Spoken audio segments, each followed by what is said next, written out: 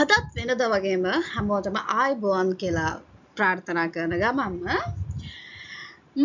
අද මම 9 වෙනි ලෙසන් එක අරගෙන ආවා. ඔයාලා දන්නවා දැනටමත් ලෙසන් 8ක්ම බැලුවා නම් කොහොමද අපි වෙබ් පිටුවක් හදන්නේ? අපි ඒ වෙබ් පිටුව ලස්සන කරගන්නේ කොහොමද? වෙනස් කරගන්නේ කොහොමද කියලා ඔයාලා හැමෝම දන්නවා. ඉතින් අද අපි කතා කරන්න යන්නේ HTML syntax elements web elements. Web පිටුවකට නිවැරදි ව්‍යුහයක් හෝ තේරුමක් ලබා ගන්න කොහොමද කියන එක තමයි මම අද කතා කරන්න බලාපොරොත්තු වෙන්නේ.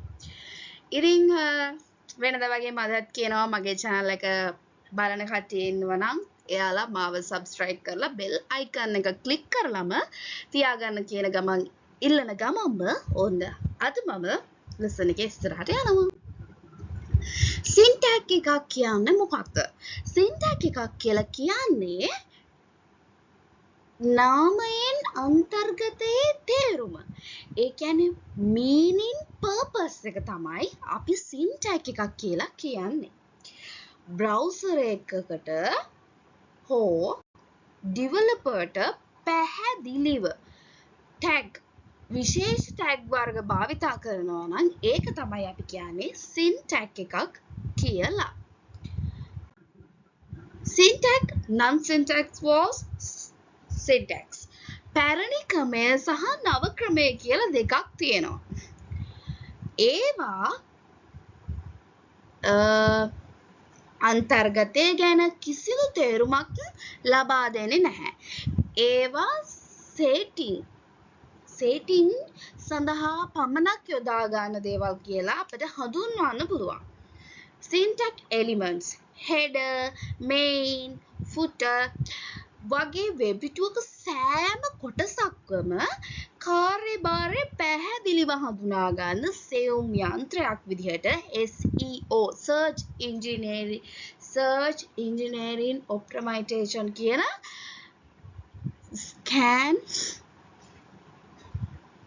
screen readies වලට උපකාරී වෙනවා. මගේ අතින් පොඩි මිස්ටේක් වෙනවා ළමයි. ඒක ගණන් ගන්න එපා.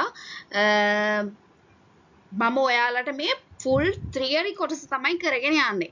අපි ප්‍රැක්ටිකල් සෙෂන් එකේදී අනිවාර්යෙන් ප්‍රැක්ටිකල් කරගෙන යනකොට මම ඔයාලට මේවා එකින් එක පැහැදිලි කරන්න. මම මේ ඉස්සරහම අපි තියරි පාර්ට් එක ගිහිල්ලා ඊට පස්සේ අපි ප්‍රැක්ටිකල්ට යමු. එතකොට අපිට එක්සෑම් එකකට මුහුණ දෙනකොට හොඳට පැහැදිලිව මම මේකේ මොකක්ද තිබ්බේ කියන එක හොඳට निराකරණය කරගෙන අපිට ලියන්න පුළුවන්.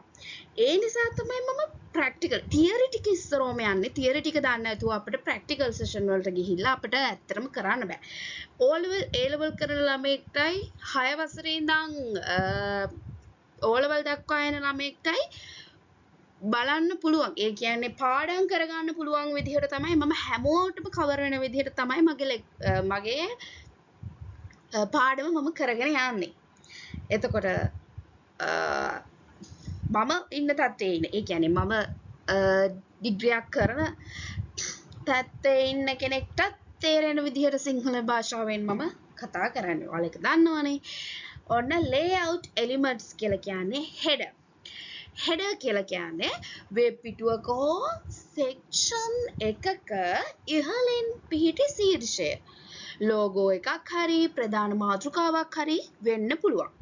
එතකොට navigation link කියලා කියන්නේ ඒක අපි වෙබ් පිටුවේ මෙනු බාර් එකට අඩංගු ස්ථානයක් ලෙස හඳුන්වන්න පුළුවන්.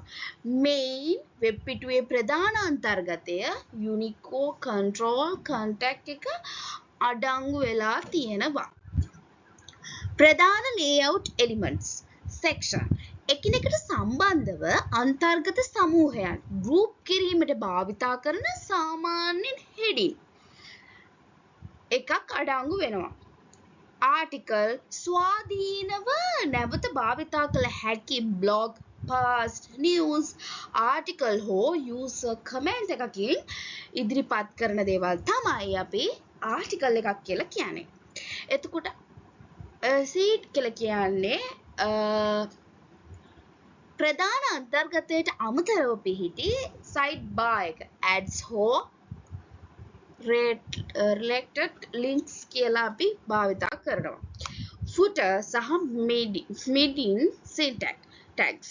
footer tag එකේ footer tags වෙබ් පිටුවක් තුල වෙබ් පිටුවේ පතුලේ පිහිටි කොටසෙහි කොපිරයිට් තොරතුරක් contact list එකක් contact link එකක් ඊට පස්සේ privacy policy social media යොමු කරනකොට මෙහි අඩංගු වෙනවා figures caption ඡායාරූප ප්‍රස්තාර හෝ රූප සටහන් සහ ඒවට අදාළව විස්තරාත්මක මාතෘකා caption නිවැරදිව සම්බන්ධ කිරීමට අපි යොදා ගන්නවා.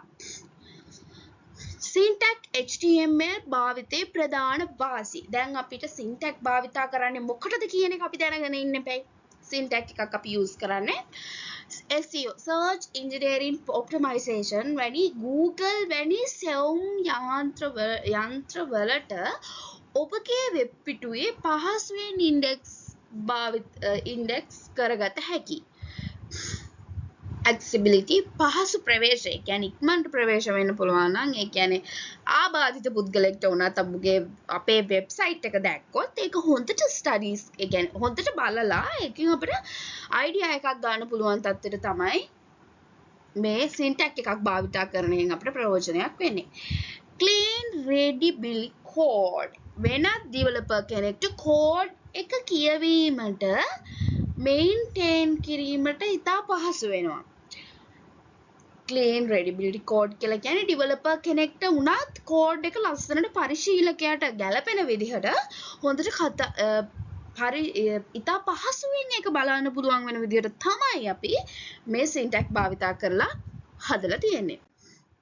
එතකොට මම මෙතන දාලා තියෙනවා non syntax was tags කියන ටික ඔයාලා මේ ටික හොඳට බලා ගන්න. මේකේ මම පැරණි ක්‍රමයේ දාලා තියෙනවා, නිවැරදි ක්‍රමයේ දාලා තියෙනවා, භාවිතාවන ස්ථාන දාලා තියෙනවා. ඒ කියන්නේ purpose එක. මේක කොතනටද දාන්න ඕනේ, මේක කොතනටද දාන්න ඕනේ, මේක කොතනටද දාන්න ඕනේ. අපි දැන් ඉස්සෙල්ලා කලින් කොහොමද මේක භාවිතා කරේ? drive class කියලා තියෙනවා, header කියලා තියෙනවා. ඊට පස්සේ header එක දැන් පාවිච්චි කරන විදිහ තියෙනවා. ශීර්ෂයේ ලෝගෝ සහ ටයිටල් එක සඳහා භාවිතා වෙන විදිහ තියෙනවා. මේක හොඳට බලන්න. සම්පූර්ණ වෙබ් පේජ් ලේඅවුට් එකක HTML syntax structure එකකුත් අපිට හදන්න පුළුවන් තියෙනවා. syntax tags භාවිතයේදී වෙබ් පිටුවක් නිර්මාණය කළ හැකි විට එහි ව්‍යුහය ඉතාමත් පිළිවෙලට සහ නිවැරදිව පිහිටයි. මෙහි දක්වා ඇති header, navigation bar, main, section, article, footer එක ක්‍රියාත්මක වෙමින් සම්පූර්ණයෙන්ම වෙබ් පිටුවක් නිවැරදිව අර්ථවත් විදිහට අපිට හදාගන්න පුළුවන්. මේ syntax භාවිතා කිරීමේදී තියෙන සැලකිලිමත් වෙන්න ඕන කරුණු තියෙනවා ළමයි. මේවා අනිවාර්යෙන් ඔයාලට exam එකකට හරි MCQ එකකට හරි නැත්නම් අපි මුහුණ දෙන ප්‍රශ්න වලට අනිවාර්යෙන් එනවා. ඔයාලා මේව හොඳට බලා ගන්න. එතකොට තමයි ඔයාලට IT කියන knowledge එකේ මේ වගේ දෙයක් තියෙනවා කියලා හරි මතක් වෙන්නේ මේ වීඩියෝ එක බැලුවොත්. ඒ නිසා ඔයාලා මේ වීඩියෝ එක අවසන් වෙනකම් බලන්න. හොඳද? main tag එක වෙබ් පිටුවකට භාවිතා කළ හැකි එකක් විතරයි. ස්ටයිලින් සඳහා පමණක් යොදා ගන්නවා.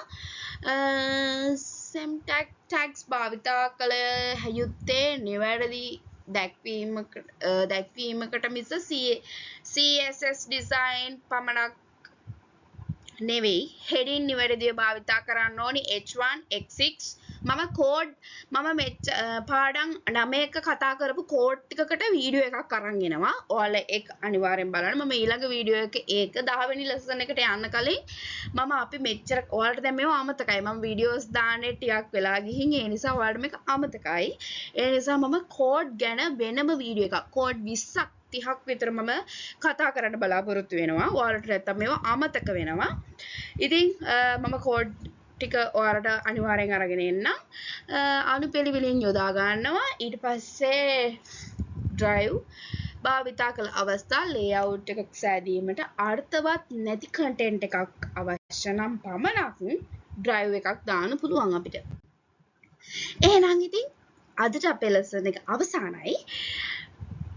ඔයාලා හැමෝටම ගොඩක් ස්තුතියි මගේ වීඩියෝ එක බලාගෙන හිටියා නම්. ඉතින් ඔයාලට මම හිතනවා මම මේ කරපු lessons වලින් ඇත්තටම ඔයාලගේ life එකට ලොකු ප්‍රයෝජනයක් වෙනවා කියලා. ඒ නිසා subscribe button එක click කරගෙන යන ගමන්ම මගේ වීඩියෝ එක බලන්න කියලා ඉල්ලන ගමන් හැමෝටම සුබ දවසක්.